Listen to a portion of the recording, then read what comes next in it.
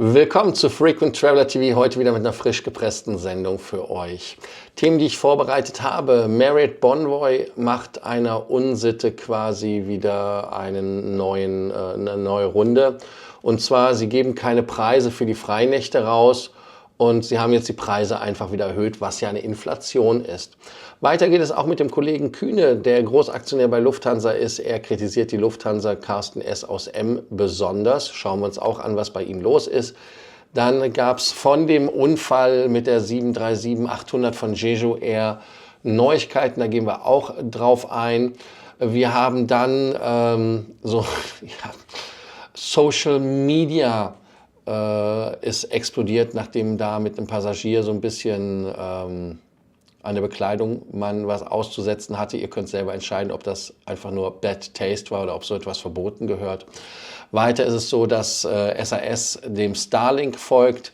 Heißt also, Air Baltic hat Starlink, SAS hat Starlink und da kommen dann auch Neuerungen. Und TSA beendet eine Praxis, die mir so nicht ganz bekannt war. Aber da geht es darum, dass man als Crew ohne Kontrolle ins Flugzeug kam, weil man TSA-Sonderstatus hat. Aber das wird abgeschafft. Ihr wisst ja wie immer an dieser Stelle, ihr könnt den Kanal abonnieren, die Glocke anmachen, Like da lassen, kommentieren und natürlich auch immer wieder den Kanal unterstützen. Denkt dran, wenn ihr Fragen, Sorgen, Nöte habt, andere Hand, hier, da, müsste eigentlich da sein, oder? Also ich hoffe. Schaut es euch an. Wenn ihr Fragen habt, dann könnt ihr im WhatsApp mir schreiben oder auch demnächst bald auf School. Schauen wir uns genauer an, wenn es soweit ist. School bin ich am Aufsetzen, deshalb auch die Sonntagssendung ausgefallen. Bin da hart am Arbeiten. Das erste Thema, was wir haben, ist das Thema Jeju Air und der Unfall der 737-800. Und 178 Insassen, die 179 Insassen sind ums Leben gekommen. Der Unfall ist mit Gluckenten passiert, weil man mit Gluckenten oder in Gluckenten reingeflogen ist. Eine andere Seite schreibt, dass es irgendwelche Gänse waren. Ich persönlich hätte jetzt nicht gewusst, was eine Gluckente ist. Ich hätte auch nicht gewusst, was einer dieser Gänse war. Es war auch so eine spezielle Art. Aber nichtsdestotrotz ist es so passiert, dass die Maschine dann an den Triebwerken eindeutige Spuren hat von Vogelschlag. Und dass das natürlich blöd ausgehen kann, das wissen wir alle, wie wir zum Beispiel von der Hudson-Geschichte gesehen haben. Da ist man ja auch in Gänse reingeflogen. Und die südkoreanischen Ermittler gehen davon aus, dass man aufgrund der DNA-Spuren, die es ganz knallhart den Gluckenten oder Gänsen, ich weiß es jetzt nicht, eine Seite schreibt das so, die andere so, ausgehen kann. Also auf jeden Fall Vögel in den Triebwerken. Und auch der Cockpit Voice Recorder und auch der Data Recorder, Flight Data Recorder, FDR und FVR, sind auch 4 Minuten vorher tot gewesen, haben also nichts mehr aufgezeichnet. Das ist natürlich auch merkwürdig und dafür gibt es im Moment noch keinen Grund. Der Tower selber hatte auch vor Vögeln gewarnt und man hat auch gesagt, dass man dass die Vögelschwärme dort sind. Und wenn man die Zeiten abliest, nur um es euch zu nennen, 8:54 Uhr, 43 Sekunden, meldet sich Jeju Air 2016 in Muan zur Landung an. Die Piloten sehen im Anflug auf der 01 unterhalb des Flugzeugs Vögel, heißt es in dem Bericht. Um 8:57 Uhr weist der Tower das Flugzeug auf die Vögel hin, also Gluckenten oder was auch immer. Und die Maschine hat dann ohne aufgeklapptes Fahrwerk aufgesetzt und auch das mit hoher Geschwindigkeit. Weiter geht es dann, dass 179 der insgesamt 181 Passagiere und Crew ihr Leben lassen. 2 Kabinenbesatzungen haben überlebt mit schweren Verletzungen und das Flugzeug hat ja auch sein Heck verloren. 200 Meter war die Spur. Ich bin mal gespannt, was da noch passiert. Es wird noch mal geguckt, was da die Gründe waren. Am spannendsten finde ich eigentlich, dass der Flight Data Recorder und der Flight Voice Recorder 4 Minuten lang keine Aufzeichnung gemacht haben. Also da muss man sich das Ganze mal genauer anschauen und gucken, dass das nicht nochmal passiert.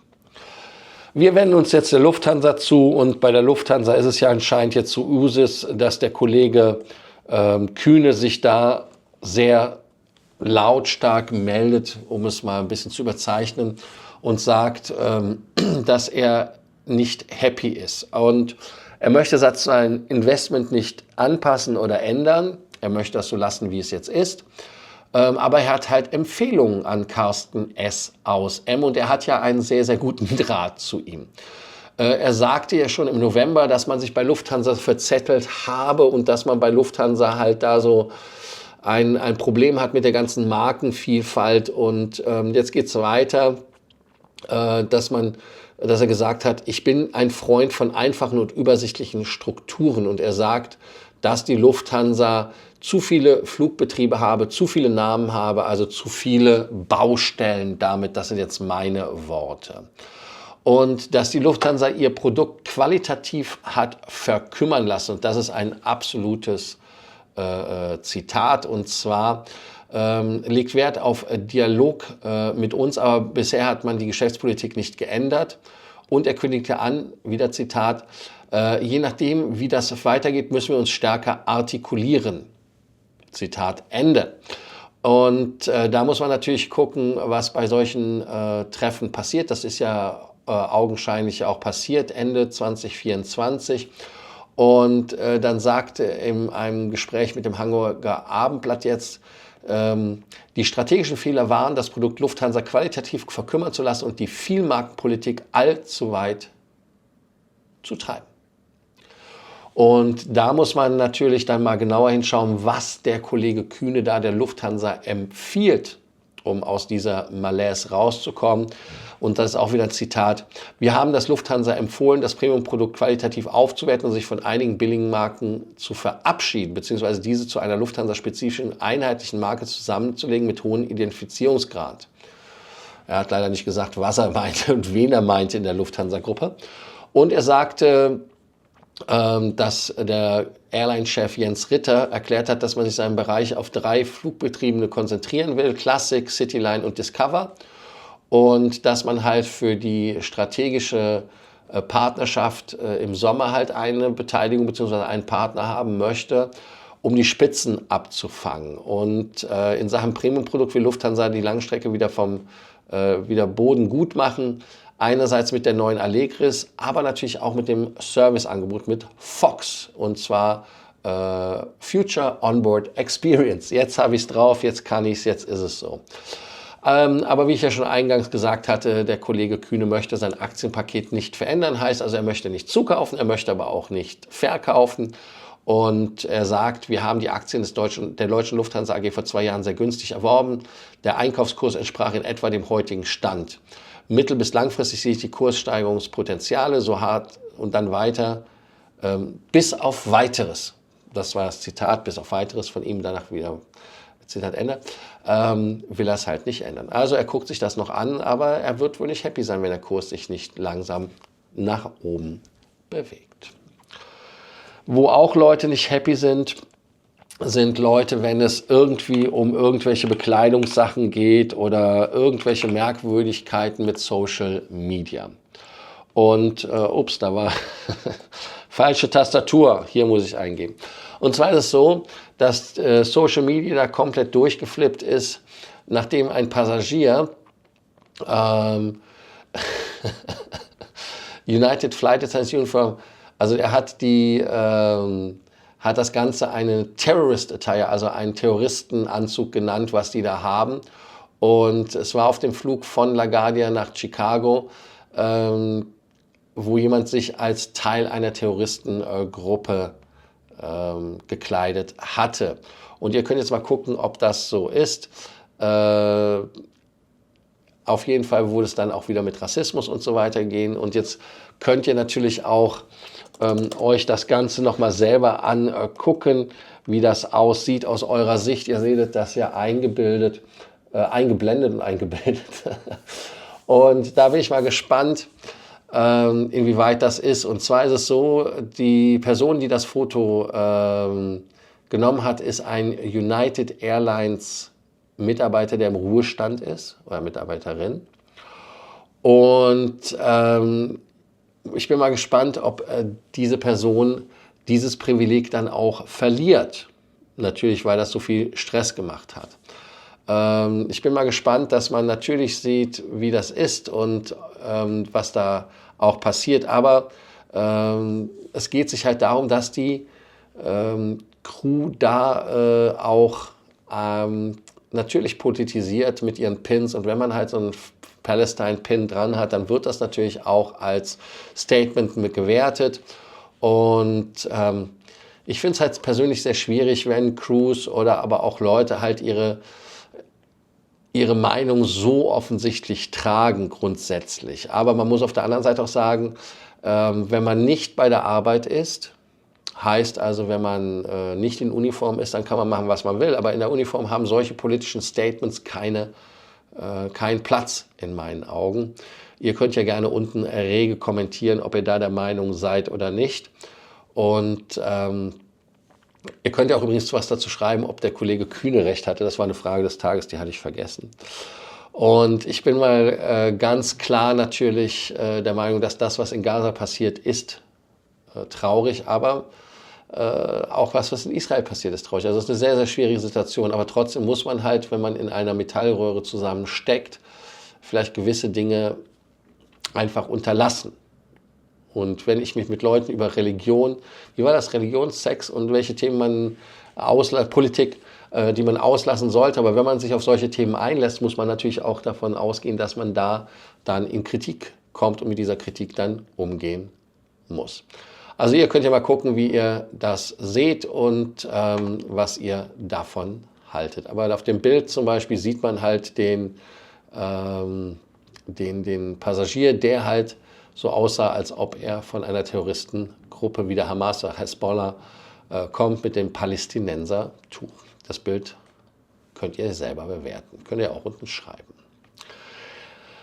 Wir gehen weiter mit Starlink. SAS ist auch einer der neuesten Starlink-Partner und da ist es so, dass man jetzt das Ganze natürlich kostenlos anbieten kann, weil Starlink mit seinen Preisen und auch mit seiner Konnektivität eine sehr große Bandbreite gibt und damit auch die Möglichkeit gibt, da halt